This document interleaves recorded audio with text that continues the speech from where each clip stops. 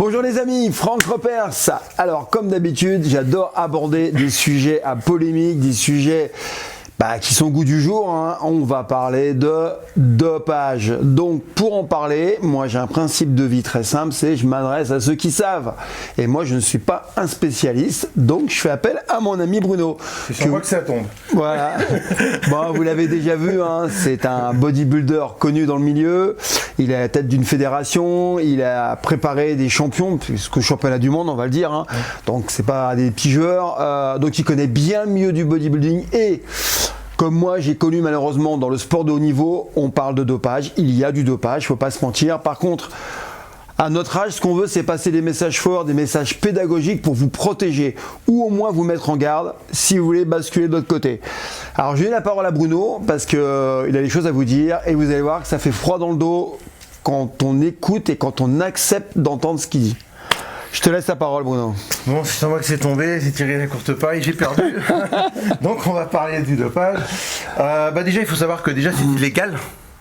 Déjà, premier point, déjà c'est illégal. Je veux dire, à l'origine, les produits qui sont utilisés entre guillemets pour améliorer les performances sont faits à l'origine pour les malades dans les hôpitaux, les grands brûlés, les gens qui ont des problèmes hormonaux graves, qui ont eu des accidents graves. C'est pour leur permettre en fait de récupérer plus rapidement de leur accident et de retrouver, je dirais, un système hormonal équilibré. Maintenant, le fait effectivement d'utiliser ces produits-là pour améliorer ses performances ou sa masse musculaire, c'est pas anodin. C'est pas anodin parce que déjà, les doses qui sont utilisées sont des doses qui sont pas thérapeutiques. C'est des doses qui sont, je dirais, violentes pour obtenir des physiques justement hors normes. Alors il faut savoir que c'est des produits qui d'abord dans un premier temps sont dangereux. Non seulement ils sont illégaux, mais en plus ils sont dangereux, c'est-à-dire qu'ils portent atteinte en fait à l'organisme. Ça provoque des lésions au niveau du foie, ça provoque des lésions au niveau des reins, des lésions, multiples au niveau de l'organisme, testiculaire. Prostatique, ouais. J'osais pas le dire, mais oui, voilà. Donc testiculaire, voilà, tout à fait.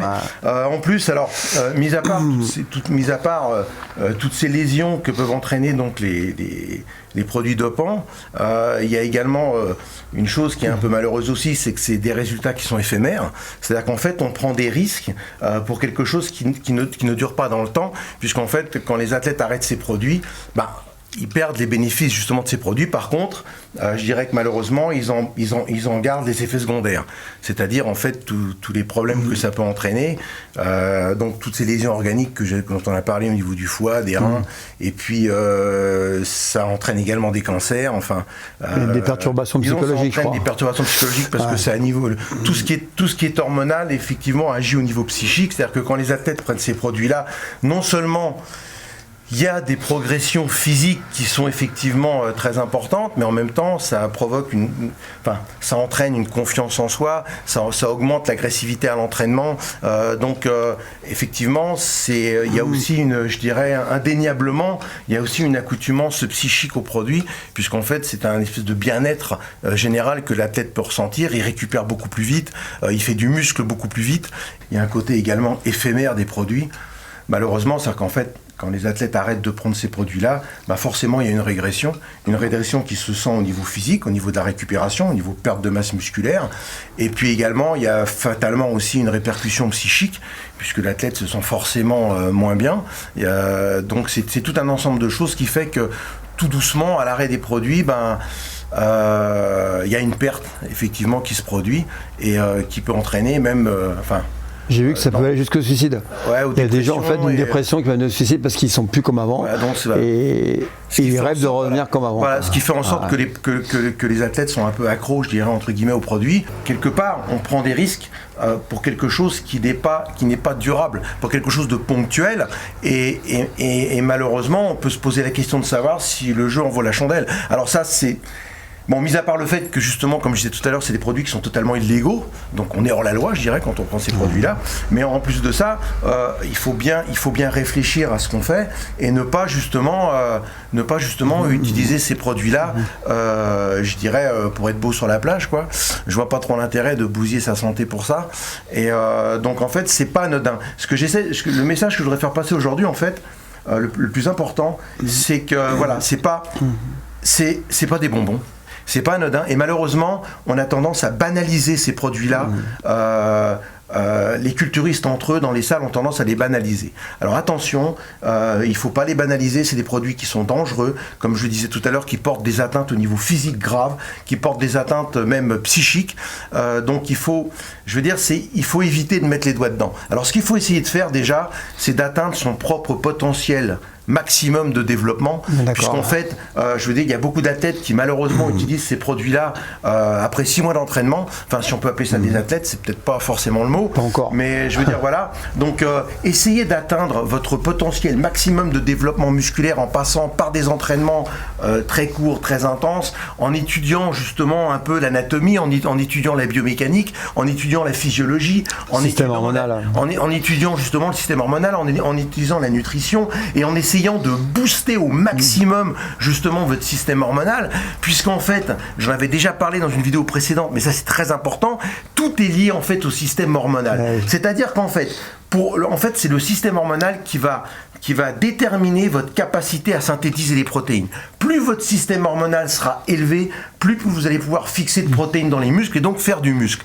Alors, quand vous prenez en fait ces produits-là, le corps humain est très bien fait. Il voit arriver une grosse quantité justement de testostérone ou d'hormones. Donc lui, qu'est-ce qui se fait? Il se met au repos. C'est-à-dire que les gonades arrêtent de produire en fait. Donc le système hormonal est perturbé et au bout d'un certain temps, vous devenez incapable, je dirais, de produire hormonalement de façon naturelle. C'est-à-dire qu'en fait, vous vous atrophiez. Donc qu'est-ce qui se passe? Vous devenez ensuite, une fois que vous avez pris ces produits-là pendant trop longtemps et à trop forte dose, vous devenez incapable en fait de produire du muscle naturellement. Donc au contraire, quand vous vous entraînez au naturel, je dirais, intensément et court, en respectant justement le repos, puisque c'est le repos et l'alimentation ils ont du mal à comprendre ça. Qui est anabolique. Bien. Alors attention, quand je parle d'anabolisme, je ne parle pas là de produits dopants. L'anabolisme, en fait, c'est ce qui regroupe l'ensemble des facteurs qui permettent en fait de fabriquer du muscle. Voilà.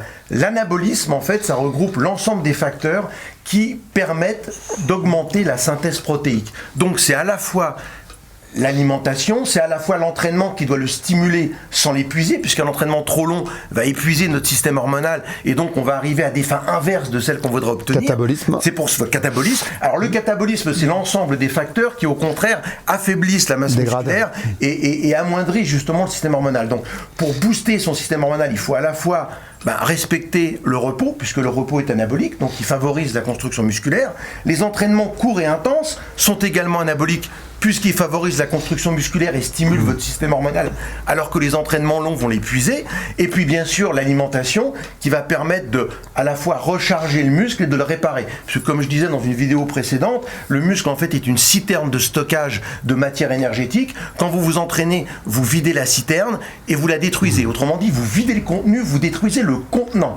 Donc l'apport nutritionnel, surtout au niveau des hydrates de carbone, c'est-à-dire en fait des glucides, la ration énergétique va permettre de recharger le muscle, donc va permettre de recharger le contenu, et les protéines, en fait, les acides aminés vont permettre de régénérer le tissu musculaire lui-même, donc le contenant, donc la citerne elle-même. Alors le contenu, c'est la matière énergétique, c'est ce qu'on appelle le glycogène, c'est un mélange d'eau et de sucre, et le contenant, il est fait de protéines, je dirais, pour parler vulgairement, les acides aminés en fait qui permettent de réparer la citerne, qui permettent de réparer le contenant. Donc il faut bien distinguer le contenu du contenant, et c'est le système hormonal qui va permettre de synthétiser tout ça et de faire en sorte que justement on puisse anaboliser, donc qu'on puisse effectivement construire du muscle, si vous voulez. Voilà. Et vous voyez, ce que dit Bruno, c'est super important, parce que si vous ne comprenez pas les mécanismes, c'est qu'en fait, les gens répètent, c'est des dogmes, hein, ça circule dans les salles, et dans les salles, j'entends toujours la même chose, ça fait 30 ans que j'entends ça, mais j'en ai ça quand j'étais à l'INSEP, déjà.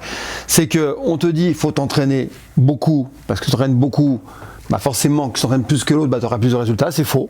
Il faut s'entraîner mieux, plus intensément. Deuxième truc qu'on entend, c'est la cam, les anabos. J'entends que ça, moi. Allez, vas-y, tu commences. Alors, on commence par les protéines. Alors, ça n'a rien à voir. Protéines, ça n'a rien d'anabolisant en termes de produits chimiques. D'accord. Après, on parle d'acides aminés. Après, on dit, je vais prendre de la créatine. Puis après, un petit peu de testo. Et puis, ça monte en puissance. Et le problème, c'est qu'on ne parle pas d'alimentation. On ne parle pas de sommeil. On ne parle pas de récupération hormonale. Donc, je parle de douche froide. Je parle de massage. Parce que Bruno fait des massages de sport pour les sportifs. Et en fait, c'est de la récup. Donc, si vous ne faites pas ça, vous allez dans le mur. Donc, vous parlez que d'anabo et d'entraînement, vous avez tout faux. Et on ne parle que de ça dans les salles. J'entends jamais parler d'autre chose. Ouais, pas même plus d'entraînement. Oui. Voilà, et le problème, c'est qu'il y a des méthodes sur le marché qui sont proposées. Je ne critique pas, je n'aurai pas de nom, je suis pas là pour ça. Et en fait, on dit, faut les entraînements qui durent 1 heure, 1 heure et demie, 2 heures. Il y a une méthode de poids de corps qui est connue, hein, je nomme pas la personne.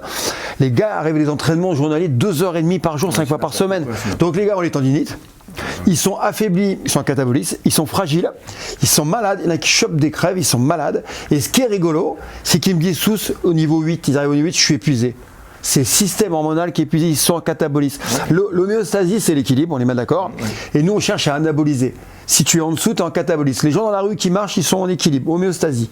Nous, sportifs, surtout qui cherchons à prendre du volume, de la force, être en bonne santé, on veut anaboliser. Ce qui explique qu'avec un niveau de testostérone plus fort quand on est jeune, on anabolise plus facilement. Voilà pourquoi on est plus gros et plus sec. Et quand on vieillit, on produit moins. Ouais. Mais tous les deux, on arrive à conserver, on en parlait l'autre fois, hein, c'est marrant, un taux de testo élevé. Bruno, un taux de testo très élevé, il faut le dire. Hein. Je sais qu'il y en a qui vont dire ah non, ça n'a rien à voir avec la libido, tout ça. Et il a un taux de testo élevé, ce qui fait que non mais c'est important. Oui, bien sûr. Tu peux t'en donner d'autres à la pêche. Un taux de testo élevé pour un homme de 58 ans, voilà, je précise. C'est ça. Voilà. Toujours pareil. Mais pour un homme, mais par rapport à un homme de 20 ans, c'est différent. Oui, bien sûr. Et en fait, la problématique, c'est qu'il faut essayer de se retrouver au niveau le plus élevé par rapport à la fourchette. Il y a des fourchettes sur les prises de sang. Il y a la testo libre, testo plasmatique. Il faut être au niveau le plus élevé. Moi, c'est pareil. Je suis à un niveau très élevé par rapport à mon âge, mais il ne faut pas rêver. J'ai rien à voir avec un jeune de 20 ans. Et c'est normal, et c'est tant mieux, parce que ça me préserve. Bien sûr, mais on peut obtenir ce résultat, en fait, c'est-à-dire qu'on peut booster justement son taux de testostérone, aller au maximum, disons, de ce qu'on peut faire naturellement, en respectant justement le repos, en respectant des entraînements courts, et en ayant une alimentation vraiment suivi, pas manger n'importe quoi, et il est bien évident que ça permet effectivement d'augmenter l'anabolisme, même arrivé à un certain âge. Ouais. Pourquoi ? Parce qu'on a respecté notre organisme, on lui a permis de récupérer et on l'a stimulé. Alors qu'en s'entraînant trop, en s'épuisant trop, on arrive au système inverse. Et je parle pas bien sûr des gens qui s'entraînent pas. Donc il est bien évident que quelqu'un qui s'entraîne pas, qui a 58 ans, peut pas avoir un taux de testo aussi développé que quelqu'un qui s'est stimulé pendant toute sa vie et qui est fatalement arrivé à un certain âge, obtient le bénéfice de cette stimulation en ayant un système hormonal qui est, je dirais, plus élevé qu'une personne lambda. Mais ça, c'est parfaitement logique, à condition de ne pas s'être détruit en utilisant justement, comme j'explique, des produits dopants qui effectivement ont tendance, au contraire, à arriver au système inverse, donc à affaiblir notre propre système. Et justement, hormonal. je vais rebondir sur un truc, on en a déjà, pareil, c'est une discussion qu'on a souvent avec Bruno, parce qu'on échange, c'est comme ça qu'on apprend. Bruno est un de ceux qui m'a le plus ouvert les yeux sur, justement, avec la série unique, l'intensité, ainsi de suite. Il y a un truc que j'entends souvent dans les salles, et ça je le dis, c'est faux, tout faux. Alors c'est pas ciblé, hein, c'est que quand on rentre dans une salle, quand on est jeune et qu'on voit deux costauds, je parle des types monstrueux, on a tendance à se dire, lui il doit avoir la bonne méthode d'entraînement pour faire du muscle. Non, parce que justement, lui, de par les produits, même s'il fait n'importe quoi, il prend un stylo, ça gonfle tout seul. Donc c'est les produits qui le rendent comme ça. Par contre, voir un type qui est peut-être moins gros et qui est plus âgé et qui dure et qui se baisse pas, c'est celui-là qu'il faut aller voir. Parce que moi, je connais des gars. Dernièrement, il y a un garçon que je ne vais pas nommer, que je connais bien, que j'estime beaucoup. Il a fait une grosse cure. Je l'ai quitté, il était à 110 au coucher. Je l'ai revu, il était à 180. En 3 mois. Il avait ici, c'est les têtes des bébés qu'il avait, des têtes de bébés, des pecs énormes. Alors, ce qui est marrant, c'est que les points forts ont pris beaucoup et les points faibles sont restés faibles. C'est souvent comme ça. Moi, par exemple, j'ai pas de mollets, il a pratiquement mes mollets. Par contre, il a des bras, ils viennent ici. Et j'ai dit, waouh, qu'est-ce que t'as fait ? Oh là, je suis en prise de masse et tout. J'ai dit, attends, pas un mois, pas en peu de temps. Puis quand j'ai vu sa force, il me dit, je suis passé de 110 à presque 200. Je lui ai dit, c'est pas possible. Donc les tendons n'ont pas le temps de s'adapter, les muscles n'ont pas le temps de s'adapter, le tissu conjonctif, j'en parle même pas. Enfin, imaginez, et puis alors, le système hormonal, tout est détruit. Mais il me dit, mais là, je suis bien. Sauf que je lui dis, tu vas pas rester en cure pendant 10 ans. C'est du court terme, Voilà, alors j'ai appris que c'est l'hormone de croissance, plus d'autres produits que je connais pas, j'y connais rien, je veux même pas savoir ce que c'est. Mais tu te rends compte comment ton organisme a été bousculé. Mais il me dit, je suis bien comme ça. Et voilà, et le truc, il pense pas que c'est éphémère, et il pense qu'il va rester comme ça et qu'il va reprendre, il va refaire des cures. Et le truc, c'est que ceux qui sont énormes n'ont pas forcément les meilleurs entraînements. Je le dis. Par contre, je respecte la performance. Moi, j'ai aussi bien les costauds, je respecte. Mais je vous dis, attention. Et alors, le pire des trucs, c'est adapter son entraînement naturel à celui d'un mec qui est sous-produit. C'est tout faux. C'est impossible. J'ai vu l'entraînement dernièrement d'un champion, là. Mais c'est hallucinant. Le mec, pour les bras, il fait 30 séries. Mais moi, si je fais 30 séries, j'ai plus de bras. C'est n'importe quoi. J'ai plus de bras. C'est n'importe quoi, c'est du catabolisme à l'état pur. Oui. Nous, on peut pas. Ah non, lui, il peut. Lui, il non, peut. c'est du catabolisme. Mais lui, c'est pas moi. Et c'est pas nous. Voilà. Mais bon, je reconnais, là, je voudrais vraiment m'adresser les yeux dans les yeux, justement, aux athlètes naturels. C'est terriblement frustrant quand on est un athlète naturel de voir la mise l'investissement qu'on peut faire dans l'entraînement, dans la nutrition. C'est qu'en fait, on s'entraîne comme des brutes, on donne tout ce qu'on a, on a une nutrition suivie, on mange, on fait nos 6-7 repas par jour, on prend tous les compléments alimentaires, on prend les acides aminés, on prend tous ces... Et malheureusement, bien souvent, on n'atteint pas les résultats qu'on a envie d'atteindre. Pourquoi ? Parce qu'on a dans la tête, en fait, cette image... cette image idéale en fait du culturiste parfait, je dirais, comme ces champions qu'on voit à Olympia, et je reconnais que c'est très frustrant. Alors moi je vais vous dire une chose, c'est qu'en fait vous êtes admirable. En fait vous êtes admirable parce que je pense que c'est vrai qu'on admire ces athlètes là, mais les plus admirables en fait c'est vous. C'est vous parce qu'en fait vous donnez tout ce que vous avez. Souvent vous passez 10 ans, 15 ans, 20 ans, 30 ans à essayer de vous construire, et malheureusement vous restez, je dirais, un peu frustré parce que vous n'arrivez pas à atteindre ce niveau-là. Mais c'est pas une raison c'est pas une raison, je veux dire, pour vous doper. Au contraire, restez tel que vous êtes. Vous êtes fantastique comme ça, vous êtes admirable comme ça, vous êtes respectable. Alors je ne dis pas que les athlètes qui se dopent sont pas respectables, loin de là. J'ai beaucoup d'admiration pour des athlètes comme Dorian Yates, des athlètes comme Jay Cutler. Je pense qu'ils ont tout donné aussi, mais ils ont une vision peut-être un peu plus icarienne que nous, dans le sens où eux, ils vont donner leur vie à cette pratique, à ce sport.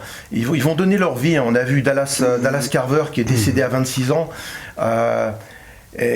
C'était pourtant quelqu'un de fantastique, qui était justement aussi grand intérieurement qu'extérieurement, mais qui malheureusement n'a pas survécu justement à ce qu'il a fait, à ses rêves, et j'ai beaucoup de respect. C'est des gens qui me motivent beaucoup, que ce soit Dorian Yates, Dallas Carver ou Jay Cutler ou tous ces athlètes.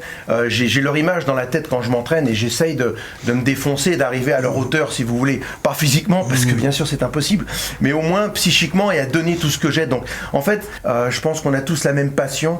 Il y a des gens qui vont plus, justement, je parlais d'Icare, parce qu'ils vont se rapprocher trop du soleil, ils vont se brûler les ailes et ils vont en mourir, ou ils vont en tomber gravement malades.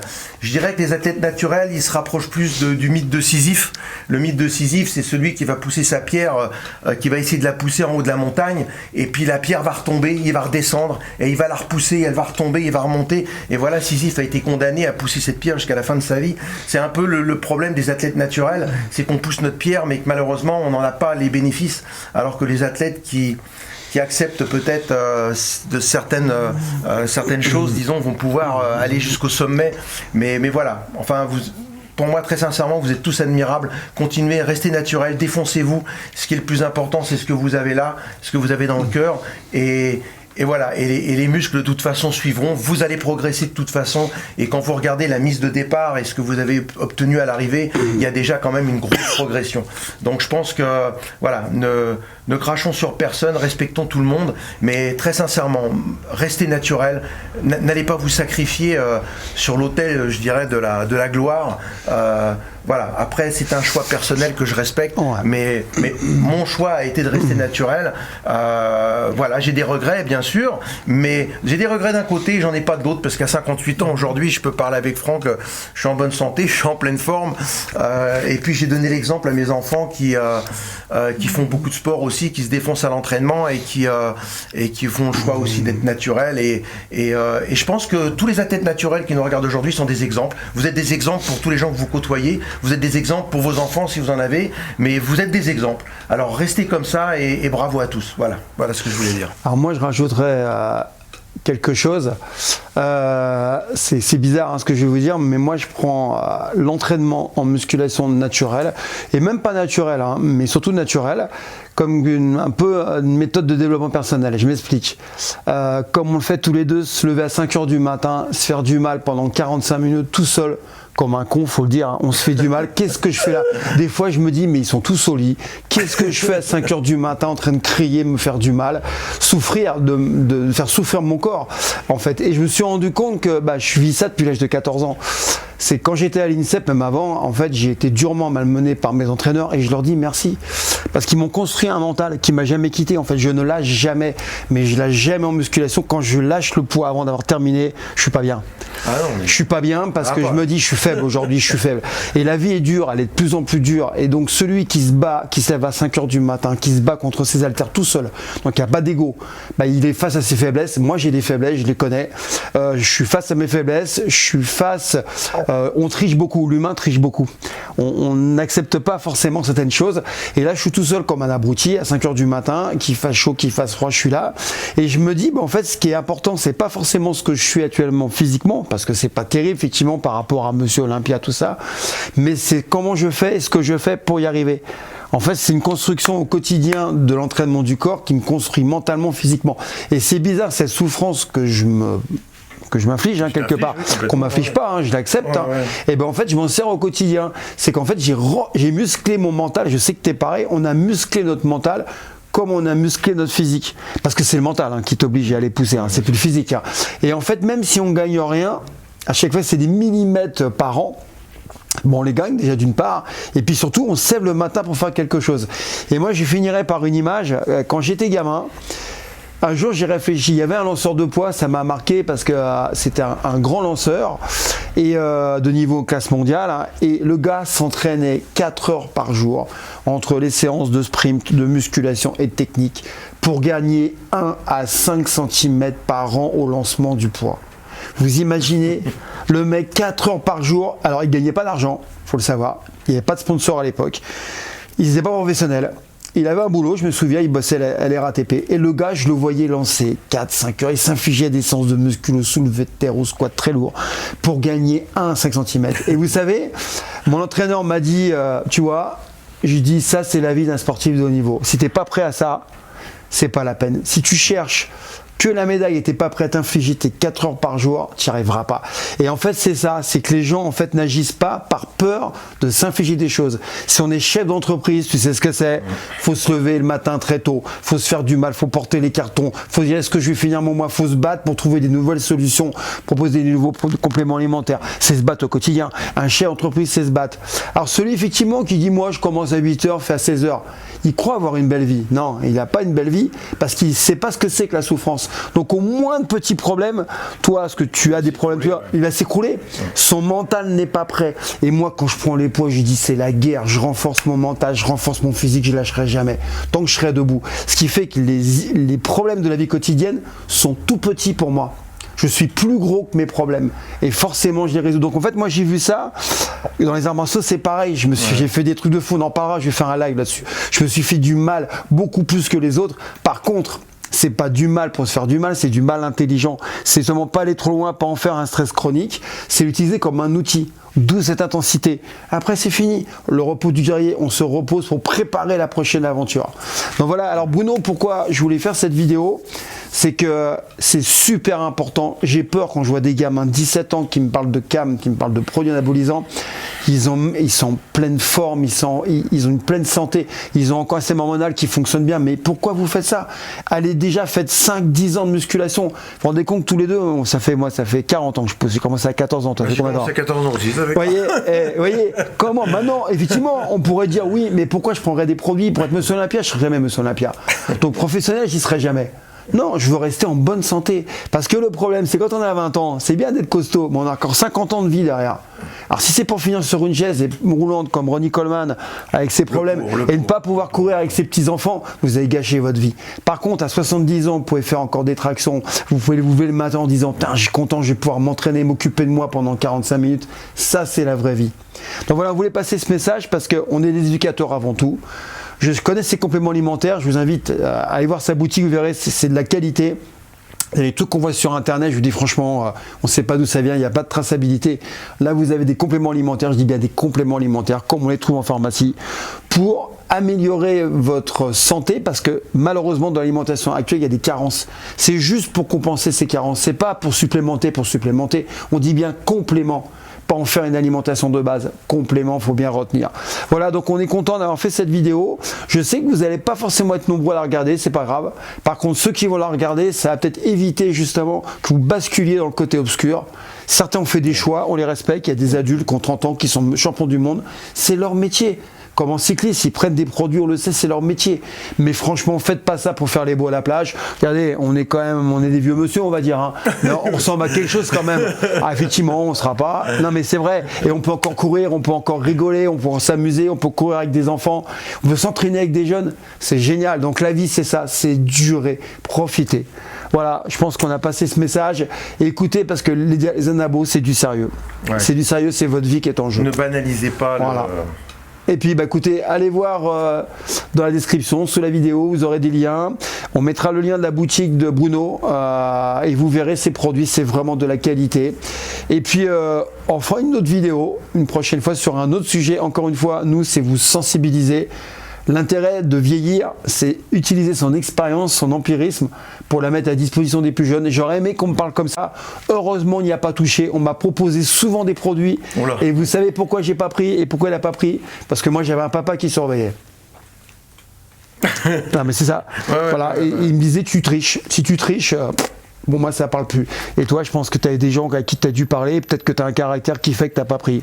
Ouais, je pense que j'ai surtout eu l'expérience. Tu as peut-être vu des gens qui en ont pris. Voilà, j'ai vu des gens qui en ont pris. Et puis, j'ai vu les problèmes que ça occasionnait. Et ça m'a, très sincèrement, ça m'a vraiment refroidi à vie. J'ai des copains qui sont décédés, moi. Ouais, et c'est pour ça que ça fait longtemps que je prêche la bonne parole pour le naturel.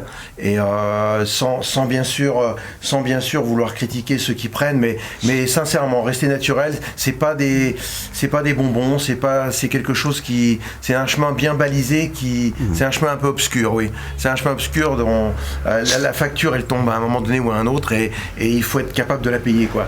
Donc, très sincèrement, restez naturel. Alors, juste pour finir, une phrase, ça va vous faire rire. Quand vous regardez les tables, il y a des tables avec un rapport poids-taille et tout.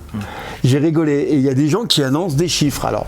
C'est vrai qu'ils sont assez proches de la vérité.